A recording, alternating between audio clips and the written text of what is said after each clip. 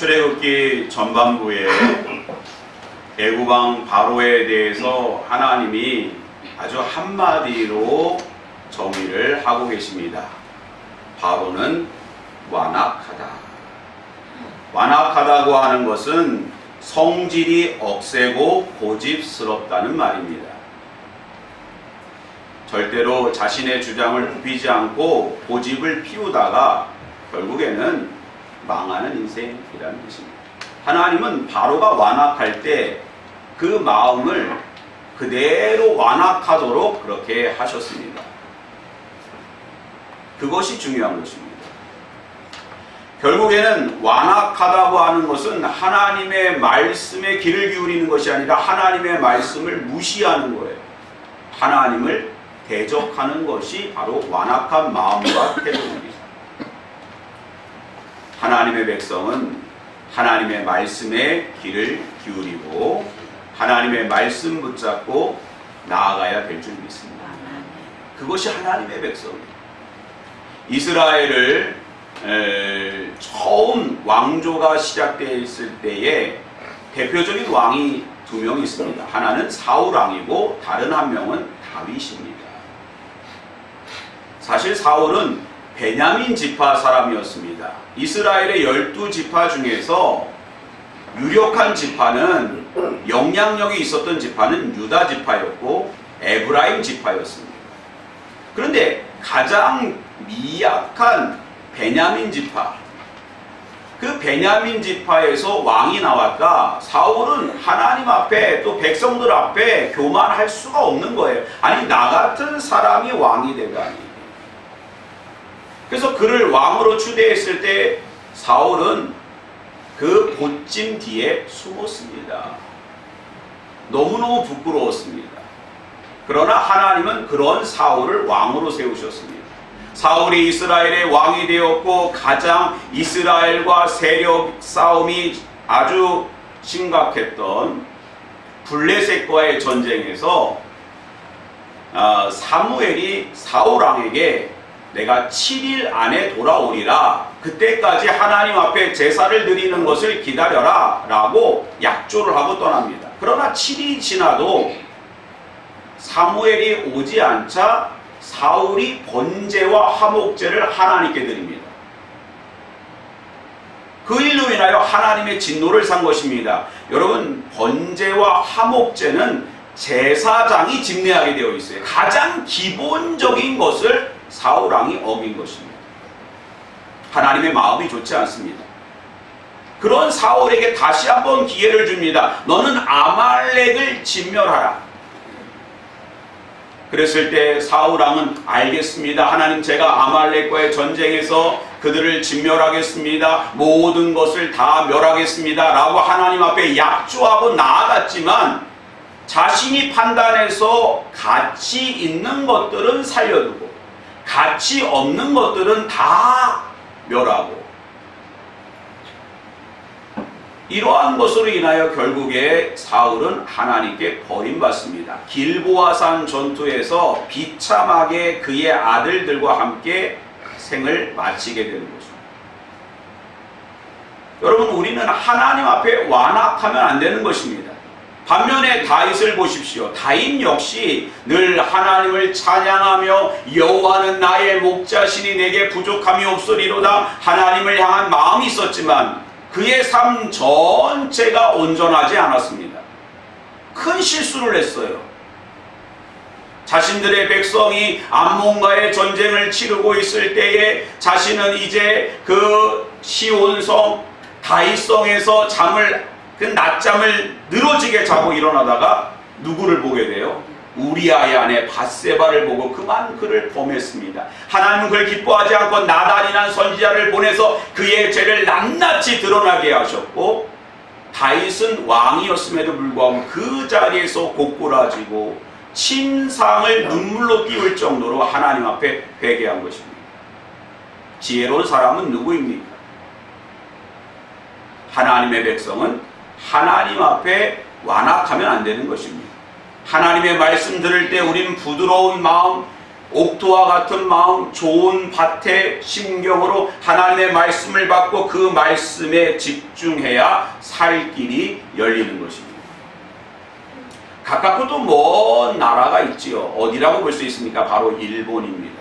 일본은 우리나라에서 비행기만 타고 2시간 반만 타면은 도착합니다. 얼마나 가까운지 몰라요. 제주도를 가는 시간에서 조금만 더 가면 오사카, 홋카이도 막 이런데, 후쿠오카 이런 데에 도착을 하게 되는 것입니다. 일본이라고 하는 나라는 우리가 무시하지만 상당한 그러한 나라입니다. 일본의 근대사를 보면 우리보다 훨씬 개화가 빨리 이루어졌고, 또 중국과 청나라와 전쟁에서 승리했고, 러시아를 또 이겼고, 나중에는 태평양 전쟁에서 패권을 잡기 위해서 미국의 그러한 본토까지도, 진주만까지도 공격을 합니다. 얼마나 교만한지 몰라요. 그런데 그들이 미국을 몰라도 너무 몰랐습니다. 그들은 진주만만 다 파괴하면 미국이 망할 거라고 생각했지만, 진주만에서 그렇게 부서진 패를 그 다음 주에 다시 만드는 능력이 있었던 거예요. 그리고 결국에는 일본의 그러한 고집스러움과 완악함으로 인해서 히로시마에 원자 폭탄이 떨어졌고 결국에는 패망하게 되었던 것입니다. 그렇습니다. 바로 이제 완악함과 완고함은, 하나님 앞에 완악함과 완고함은 멸망으로 갈 수밖에 없는 것입니다. 하나님의 심판밖에 남지 않았던 것입니다. 오늘 본문에서 하나님은 바로가 참 완악하다라고 반복적으로 말씀하고 있습니다. 그러면 바로가 왜 이렇게 완악할 수 있었을까요? 출애굽기 1장 8절에 보면 요셉을 알지 못하는 새 왕이 일어나 애굽을 다스렸다라고 기록되어져 있습니다. 우리가 생각하기에 애굽은 한 왕조가 계속 이어갔을 거라고 생각하지만, 애굽의 왕조는 무려 고대 왕조로부터 첫 번째 왕조가 시작되고서는 30일 왕조까지 있었습니다. 그런데 바로 이제 우리가 역대기서를 읽어보면 솔로몬이 성전 건축을 시작한 것이 BC 966년이고 그 당시에 출애굽한 때로부터 기점으로 480년이 지났습니다. 역으로 추정해보면 출애굽은 BC 1446년에 이루어졌고 그 당시의 왕조는 애굽의 18왕조였어요. 그러니까 17왕조를 무너뜨리고 18왕조가 세워진 것입니다. 그러므로 요셉이 애굽 땅을 위해서 했던 헌신과 지혜와 하나님의 은혜는 다 잊어버린 거예요. 그러니 하나님 앞에 교만할 수밖에 없는 거예요. 하나님을 모르니까 완악한 것입니다. 하나님을 아는 백성은 하나님을 안다고 하면 우리는 하나님 앞에 늘 두렵고 떨리는 마음으로 설 수밖에 없는 것입니다. 그래서 하나님은 하나님 말씀에 귀를 기울이지 않는 바로에게, 애굽에게 10가지 재앙을 내립니다. 나일강을 피로 만들게 하고, 개구리가 올라오게 하고, 땅에 이 티끌을 날려서 이가 그냥 잔뜩 애굽 땅에 내리게 합니다. 파리와 가축이 죽습니다. 또 사람들에게 이 독종이 생겨가지고 견딜 수가 없어요. 우박이 내립니다. 또 하늘이 갑자기 어둠으로 변합니다. 그리고 마지막에는 어떤 일이 있습니까? 바로 모든 애굽의 장자를 치신 거예요. 근데 거듭 말씀드리지만 하나님께서 10가지 재앙을 내린 것은 단순한 재앙이 아니라 애굽 사람들이 신으로 섬겼던 10가지 우상을 심판하신 거예요. 애굽 사람들은 나일강을 신으로 섬겼어요. 하피라고 하는 신이 그 나일강의 여신인 거예요. 또 개구리를 신으로 섬깁니다. 우아차트, 헤케트라고 하는 개구리 신을 섬깁니다. 또 이라고 하는 땅의 신 세트를 섬겨요. 파리, 우아차트 많습니다. 이루 헤아릴 수 없어요. 그리고 태양을 라라 그래서 태양 신을 섬겼습니다. 하나님이 어둠으로 덮으셨어요. 태양도 아무것도 아니다. 마지막에 장자, 사람이 우상이었던 거예요. 바로가 우상이었습니다. 사람을 우상 삼았어요. 오늘날에도 얼마나 사람을 우상 삼습니까? 인본주의로 하나님을 대적하는 일들이 얼마나 많이 있는지 모릅니다. 결국 애굽은 한순간에 장례식장이 되었던 것입니다. 하나님께서 10번째 재앙은 모든 장자를 죽이는 것인데 애굽 땅에 예외가 없습니다.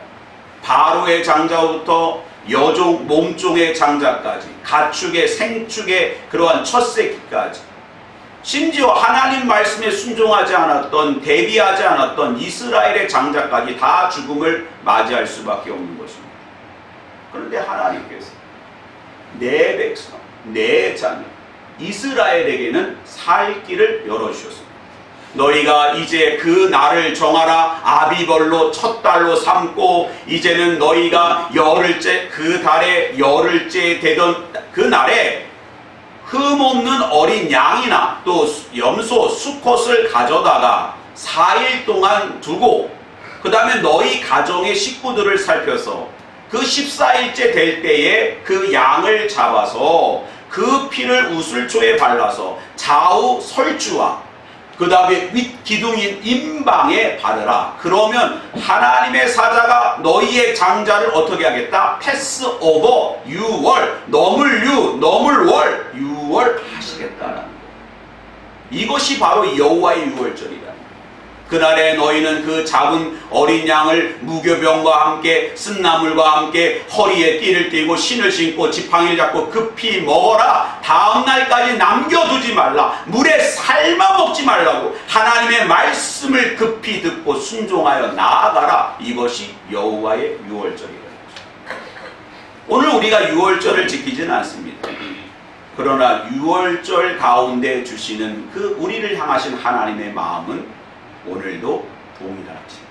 그 가운데 주시는 음성을 듣는 이 시간이 되기를 바랍니다. 그럼 왜 이러한 유월절을 지키게 하셨을까요? 2절 말씀 우리 같이 한번 읽어보겠습니다. 시작. 이달을 너희에게 달의 시작 곧 해의 첫 달이 되게 하고. 그러니까는 바로가 이스라엘을 보내지 않았던 이유가 무엇입니까? 바로 자신의 백성이라고 생각했기 때문에. 내 백성이다. 왜 내 백성을 왜 보내려고 하는 거야? 내 백성이 있어야 그들이 노예로 나를 섬겨야 비돔과 라암셋이라고 하는 성도 만들 수 있고 피라밋도 또 지을 수 있고 가축도 기를 수 있고 또 농사를 짓는데도 동원될 수 있고 왜 내 백성을 바로 너희의 백성이라고 우기느냐? 그러므로 이스라엘을 보내주지 않았다는 것입니다. 그러나 하나님은 아니라는 거예요. 이스라엘은 내 백성, 내 자녀라는 것입니다. 그러므로 하나님은 10가지 재앙을 통해서 내 백성이 누구인가를, 내가 누구인가를 바로에게 분명히 보여주었던 것입니다. 그리고 그 달을 해의 첫 달 아비벌이 되었다는 것입니다. 그러므로 그 달부터는 너희는 더 이상 애굽의 바로의 백성이 아니다라는 거예요. 노예가 아니라는 것입니다. 이제는 너희는 내 백성, 내 자녀, 하나님의 백성, 언약의 백성이라는 것입니다. 여러분, 우리가 예수 그리스도의 십자가의 보혈의 공로가 아니고서는 여전히 죄의 종이요 마귀의 자식이었습니다. 그러나 예수님께서 우리를 위해서 십자가에서 죽으심으로 그 보혈의 은혜로 우리는 이제 하나님의 자녀요 하나님의 백성으로 거듭나게 된 줄 믿습니다. 그러므로 오늘부터 우리는 이제 새 달이 시작된 것입니다. 여러분이 2024년 새해가 시작이 되었습니다. 하나님의 백성으로 구별되어지고 하나님의 백성답게 나아가며 믿음으로 믿음의 주에 온전케 하신 예수 그리스도를 바라보고 승리하는 올 한 해가 되시기를 주님의 이름으로 기원합니다.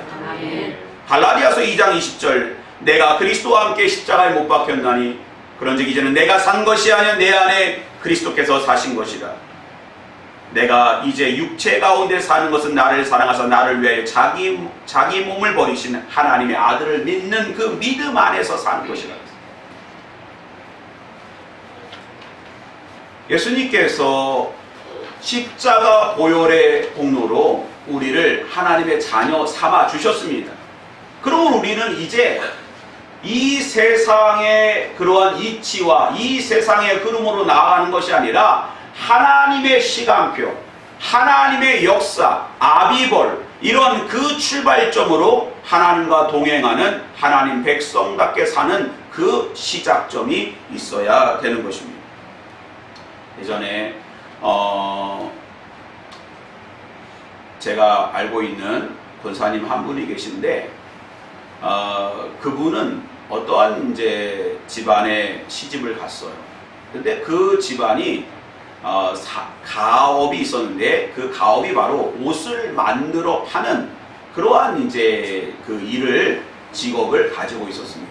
근데 며느리로 살림하러 들어갔다가 시아버지가 이렇게 보니까 아주 디자인과 이러한 그 사업의 센스가 있는 거예요. 그러니까는 그 며느리에게 뭐라 하냐면, 아가, 너는 이제 그 국자를 내려놔라. 너 주걱을 내려놔라. 그리고 내일부터 당장 회사에 출근해라. 그래서 회사에 나와가지고 이제 그 일을 배우게 하고 디자인과 또 사업을 하는 것 모든 경영 수업을 시킨 거예요. 그래서 그 며느리를 그 회사에 그 사장으로 앉혔습니다.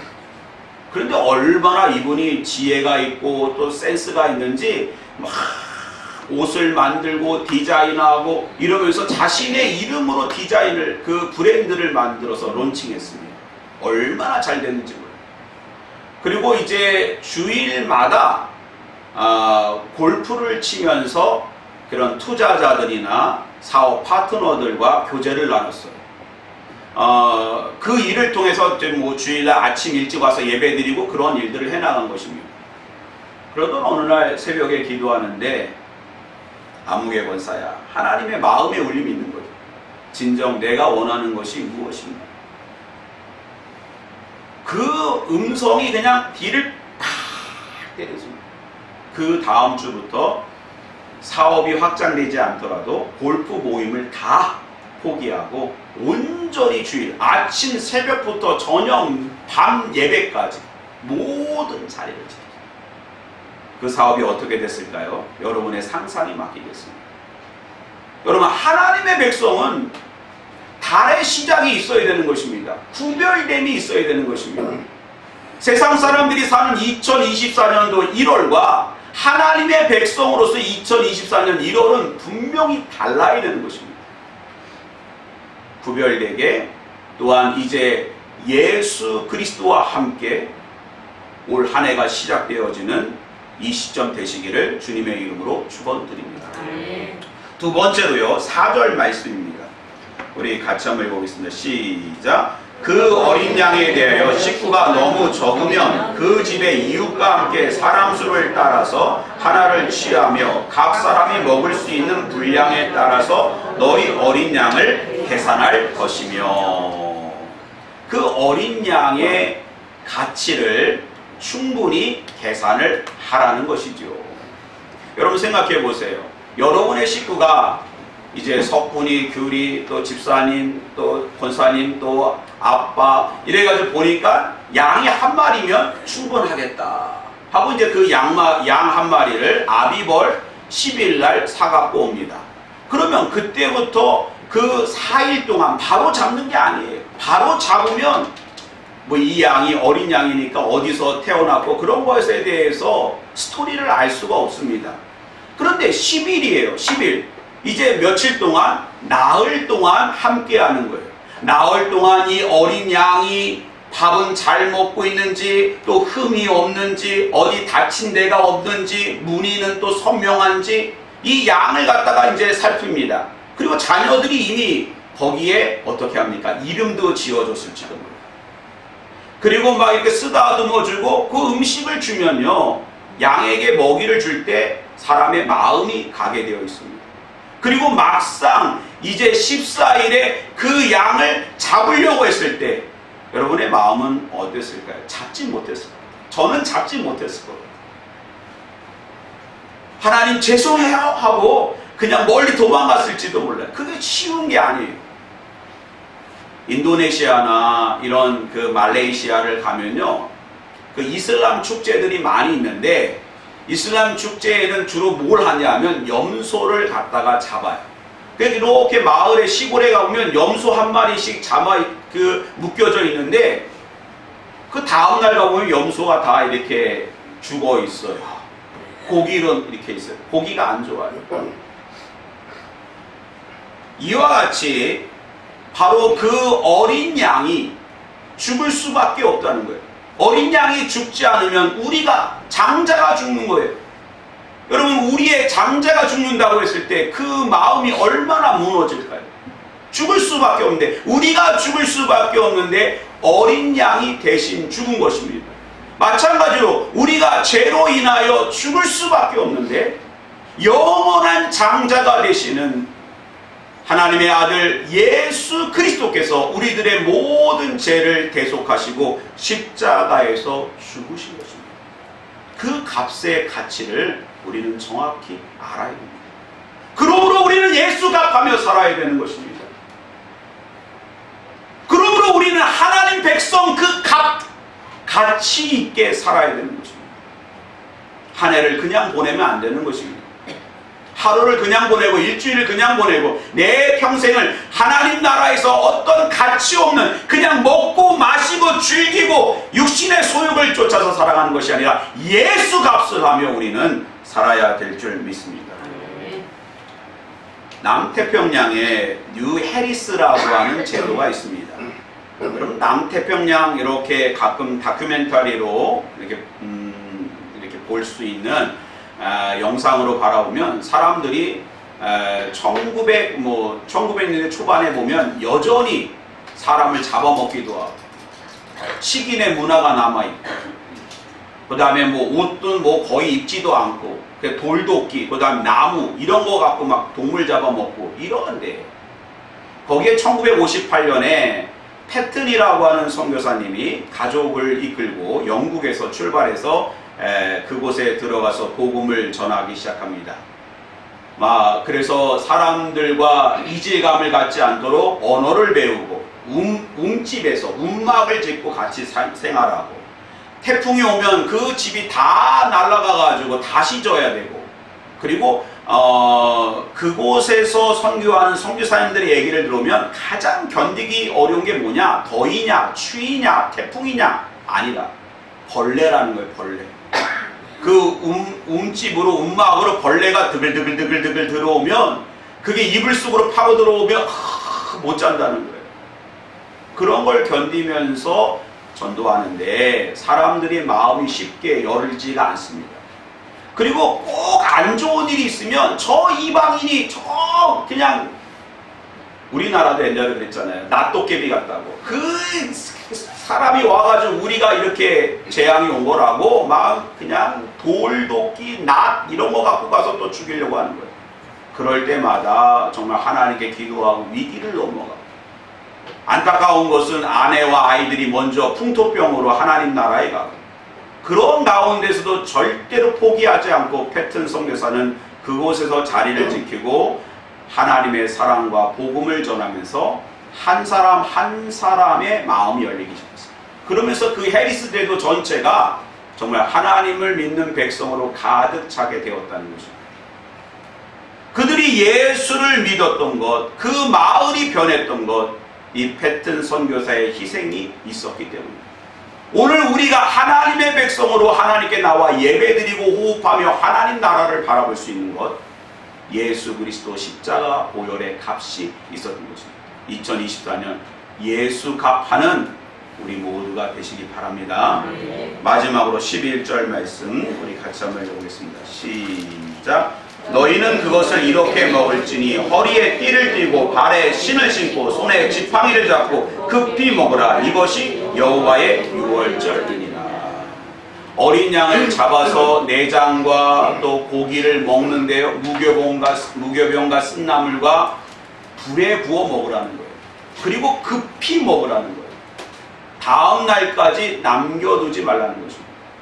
우리가 하나님의 백성으로 또한 주님과 함께 출발하며 가나안 여정을 향해 나아갈 때 하나님 말씀에 대하여 우리는 순종함에 있어서 신속하게 하라는 거예요. 주저하지 말라는 것입니다. 심지어 이렇게 이 사람들은 유월절을 지내면서 춤을 춥니다. 허리에 띠를 띠고 발에 신을 신고 손에 지팡이를 잡고 이것을 운율을 맞춰가지고 노래를 부르면서 유월절을 보내는 거예요. 탁탁탁탁 치면서 박수 치면서 이것이 딱딱딱 이게 맞는 거예요. 메뉴에 맞는다는 거예요. 우리가 하나님의 말씀을 들을 때 우리는 이 말씀이 맞는가 틀린가 어떤가 저떤가 헤아리다가 끝납니다. 헤아리다가 1년이 지나가요. 성경을 올해는 내가 성경을 한번 일독해야 되는데 일독할까 말까 어쩔까 저쩔까 하다 벌써 한 해가 다 가는 것입니다. 한 명은 전도해야 되는데 할까 말까 누구 할까 이러다 보면 또 그냥 한 해가 가는 것입니다. 우리는 하나님의 백성으로서 신앙생활에 매뉴얼이 있어야 되는 거예요. 그 매뉴얼대로 우리는 생각하지 말고 우리가 먼저 하나님의 말씀의 매뉴얼대로 나아가는 것입니다. 문제가 있으면 새벽 기도부터 지킨다. 내가 마음이 공허하면 찬양의 자리부터 내가 회복한다. 내가 또한 이제 허망한 생각이 들 때마다 하나님의 말씀부터 암송한다. 이런 매뉴얼이 있어야 되는 거예요. 이런 것을 가지고 우리가 나아갈 때 하나님의 절기를 묵상할 때 올 한 해 승리하며 감사하며 감격하는 하나님 나라의 그러한 놀라운 일들로 충만한 이 한 해가 될 줄 믿습니다. 기도하겠습니다.